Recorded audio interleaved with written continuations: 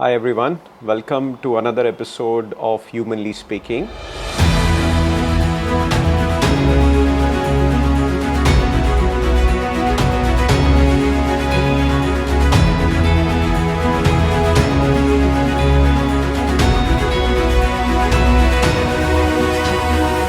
Podcast where we explore beyond the buzzwords and more importantly learn from leaders like Kris on how they are creating, work environments that are creative, curious, and more importantly, compassionate. Hi everyone, my name is Kuljit Chadha. I'm the host for the podcast today. I'm extremely passionate about this specific episode because we talk about a topic that's very close to my heart, learning that stays with you. I'm very, very thrilled to have someone like Kris join us today. He's an extremely energetic and intriguing personality. He is currently the Chief Learning Officer at Avendus. Kris comes with more than about 2 decades of experience spanning across HR, talent, and L&D. And one thing that stays about Kris is his reputation and the reputation of his magic of converting boring training sessions into memorable experiences. His work life started with SBI Fund and today is with Avendus. But his life seems more like theater than learning. I'm very, very happy to welcome Kris. Welcome, Kris, on the show. Thanks so much, Kuljit. It's a pleasure to be here. Excellent. So, Kris, let's start from the beginning. You did talk to me that your early part of the childhood was all around moving around, exploration, and you used the word mischief. Tell us a little bit about how did that spirit change or carved a leader in you, and what are your learnings from that part of your life? So interesting. Growing up, we did move around, but that was because Dad was a captain in the Merchant Navy. So I did spend a fair amount of my childhood on the ship and sailing, meeting a lot of people and getting exposed to different cultures. But when you're 3 and 4, it sort of doesn't hit that hard. What does is you're happy to be on a ship and always up to some quote unquote masti, as they say, right? So. But what that stemmed in me is the art of curiosity. So why was I naughty? Because I was curious. And when you're curious, you want to see what happens next. So if they say, don't put off the light, you have to put it off, right? Just to see what's going to happen. And then you'll ask questions, but why is it happening and how is it? And I think that's what led me to anything, is being a little curious from the naughty angle, but mainly just to see what's going to happen and why are things like that. And I think that's kept me in good stead in all the work which I've done or companies which I've worked with. Just being a little curious. And that came about with the masti. Okay, so your superpower is curiosity then? I said right now it's still masti and mischief. And you've had work experiences across HR, talent and L&D. The L&D stayed with you. You did talk to me about, it was kind of a blind spot. Yeah. What about L&D made you, stay in that house for such a long time? So this was way back, I think in 2010-ish. So you're finding yourself in what you're looking at doing. Did all the roles in HR, which is your recruitment, and you worked on systems and you worked on processes, became an HR VP, and you did all of those things. We were going for an offsite. This is when I was in IDFC. I just joined them in 2010. It was the first team offsite we were going to. And the head of learning and development then said, could you take a session on giving feedback? Okay. So I said, sure. No pressure with the team. And he gave me some material. I went through it for about 15-20 minutes, and we went to the offsite and we were all sitting on couches. I didn't have a single deck, didn't have paper in my hand, no PowerPoint, nothing, whiteboard, and we just sat and we chatted about feedback. So I had the model in my mind, which was the burger model of saying good things and then, all And of then, that. yeah. And what was supposed to be a 20-minute, a half an hour session turned out to be a 1.5 hour session. Nice. At the end of the 1.5 hour, my head of HR at that time told me, he said, you should make this a career because you held my attention and everyone in that room, we were about 12, 13 of us, and we didn't get bored. There's something there. And I said, okay. Okay. 3 months later, the person in the learning and development team had to move on. So she moved out of the company and they asked me, would you like to join? And I said, sure. Why not? And that's how it started. But to answer your question, if I look back why L&D stayed, because of all the roles in HR, L&D allows me to be creative. It allows you to experiment and do a lot of things differently. And it allows you to make a little difference. When people leave the training program, they say, we remember something. It sticks with them. It sticks with them. Now, as all L&D professionals know, you're never going to get 100% thing that sticks with anybody after a session. But when people remember moments, I think the program sticks. And whenever we try to design any program, so I try to design a program right now, I'm looking for if I can create those one or two moments. Because if you create moments, people will identify with the moments, understand, and then connect the dots and say, this made sense. Rather than say, they taught us X, Y, Z. And we all know what that happens. You come out of the program and you're done. So creativity, it allows you to experiment. It allows you to do things which are not the run of the mill. And it allows you to create moments with people. That's why I think blind spot how I got in, but I'm sort of loving it as it goes on. Very interesting.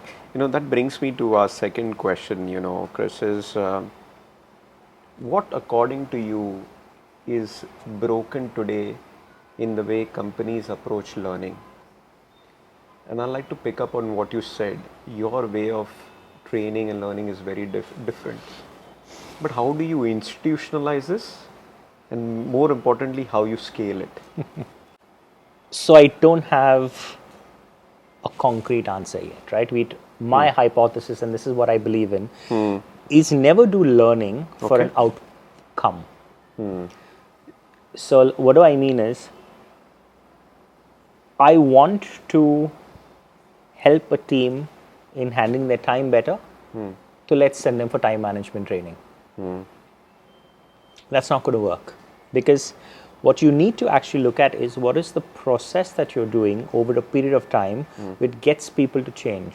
So I rather focus on the process. So I'll rather go in and say, right, what is the problem with time management? Talk to people, understand what they're coming through. Maybe create a 3 or 4 month plan where you create small nuggets, maybe in a classroom, where it keeps on reminding them that maybe I need to do something differently. And then over a period of time, you realize that things they've learned. But if you go into a program saying only output focused, I don't think you're going to get it. And that's my hypothesis. It's a very personal hypothesis for anything that you do. You take an Excel program and you teach someone 1,000,000 formulas and you say, get on, I'm expecting now your work to increase, efficiency to increase by 20%. It's not going to happen.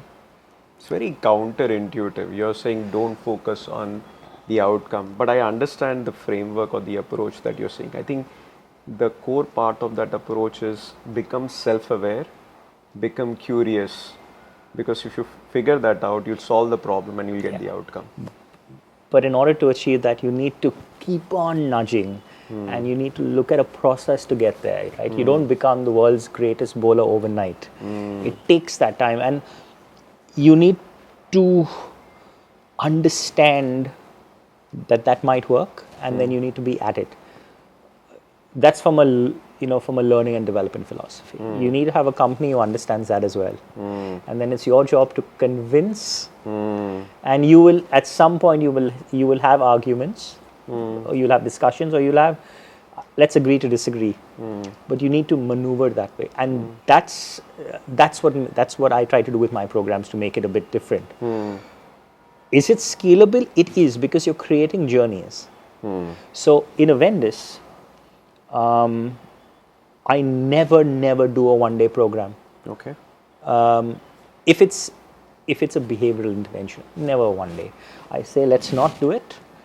It's not going to make any change. It's going to be one day great fun, and that's it. So we don't do one-day programs unless it's a highly technical subject on you're giving a talk on equities or talk on evaluation. That's different. So if you're doing something, you create a journey with it. Also, with the people that you're training, you need to understand they want to be intrigued and have fun with it. And they're okay learning from people. Most of your learning today happens when peer-to-peer, right? Can I harness that? And then how can you harness that, not making it sound as if you're pushing it's a diktat. Yeah. So various things that you use to get, and at the end of the day, you have to be happy and content if you move the needle even 5%. So of a batch of, let's say, 20, if even 6 or 7 come back and say, I've implemented these 3 things and I can see the change, you need to take that as a win. And it's okay. And you stick at it, you do something different, you try something different, and that's how you work. I think then it becomes scalable, it becomes interesting. And what you're actually doing is you're creating a journey. So you're doing a 4 to 5 month or 3 to 4 month play in a life, which keeps them engaged, keeps them, there could be something, maybe it'll work, maybe it won't, let's try something else. And that's how, that's how the journeys would go. And you stretched so much about the process. Let's talk a little bit about the role that technology plays. Today, AI is a big buzzword. How are you harnessing, tech or AI as part of your learning process? That's a good question. Let's be honest, we're not probably doing that the best as we could right now, because we're still learning AI. Okay. Right? It is a buzzword everyone talks about. Before AI came out, and we were talking about this before, it was about an LXP where you had a process and you had a skill matrix behind, and then it would link courses to you, and everyone said, that's AI, right? And it will cater to your need based on your development path, and that's AI. Today, when you look at it, that was not AI. What was it at the back end doing? Was just saying, this is your proficiency. These are the 10 courses you need to do. Let me link both and provide it to you based on it's what just you training want. need analysis and writers courses being recommended. Exactly. Now you've come to things like generative AI. So we're still learning what to do. So we trying to use AI and seeing how we could use it. So we've not mastered that. Okay. But from a tech point of view, I like to use the system for a variety of things. One is of course, if you want to do pre-work, if you want to send courses, if you want to send nuggets, etc., it's an easier channel to send everything in. But the other way I like to also use it as a huge engagement tool. So in Avendus for the last 3 years, when we do a learning day, we've changed the construct from let's all come in and we will get speakers in and we'll talk and we'll promote learning. I think people have too much on their plate, no one's going to come. So can we use the system to create curiosity? So last year, what we did was my goal was to get people using the system far more. So we ran this engagement play of creating phantoms in the office, created this marketing campaign as if they're going to take over the company, used Disprz, the LMS, as an engagement tool as well. But they had to solve certain clues which linked to which was some part within the artifact. So they had to figure it out on the app, solve it, would lead to the next one. And at the end, once they solved 6 of them, it led to a code word where you figured out who the phantom was, and then you got a prize. Treasure hunt, pretty much. But everything done on the app linked to certain courses, linked to certain things. So what that created was we had the highest hit rate. So in Bombay on that particular day, we were 250 people in the office. Wow. 180 people logged in.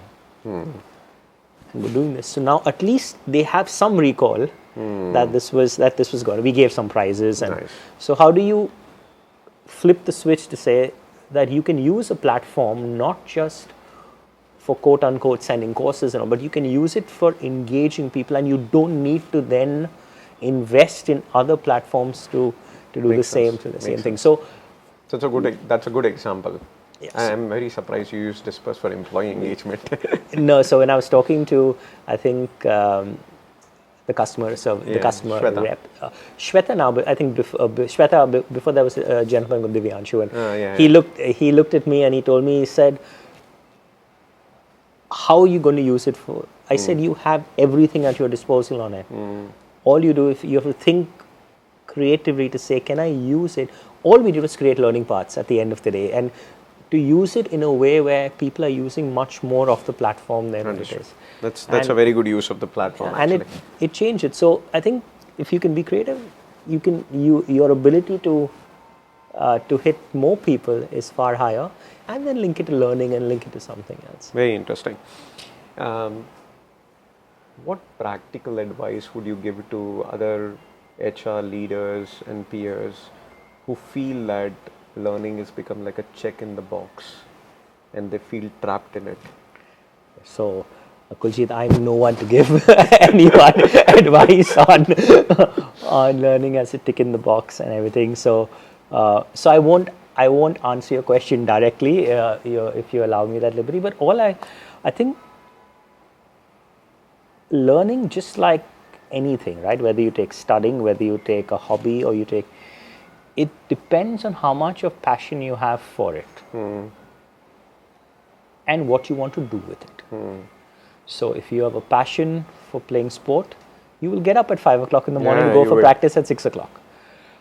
I think that, as all of us in the learning space, can we try and create that passion for the people, for the people around us. If you love something, you'll do it. And I think that's the way you would look. As to give advice and all, I'm nowhere to give advice. I'm happy to listen and take advice in, but nowhere to give advice. Now the next section is very, very interesting. It's a rapid fire round, Kris. Don't think. Whatever comes into your mind, just say it out. This one is a very interesting one. Actually, I created only for you. If your learning philosophy was a movie, what movie would it be? Remember the Titans. Nice. Have you Yes, Denzel Washington Yeah, took he's a over coach of this white town. Anyway, it's still my go-to movie for a lot of learning cases. I think you can get a lot of you can learn a lot from it. So it teaches you conflict resolution. It teaches you standing up to what you really believe in. It's also about the teamwork, right? That guy gets injured, but he's still cheering from the sideline. It teaches you how to bring in the team. It teaches you. So it teaches you a lot of stuff. So that would be my.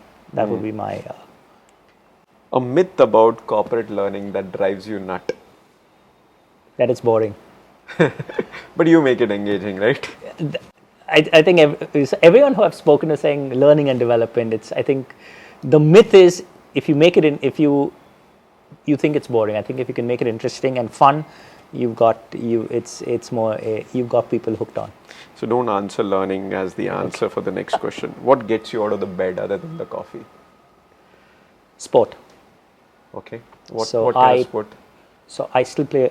I play football. I play cricket. But sport gets me up, whether I'm watching or playing, and so that's another huge driver of besides the cliche answer would be what can I come up with next, or what interesting things can I do next. But other than that, I think sport.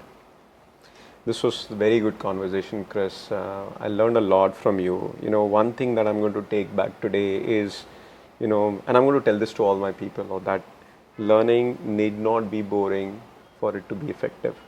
Yeah. I think we need to start thinking very creatively on how to make it fun and engaging and a little bit unexpected. I think that's the thing I take away from today. I'll give you just one more example. Yeah, please. when you said a myth, right, it just hit me.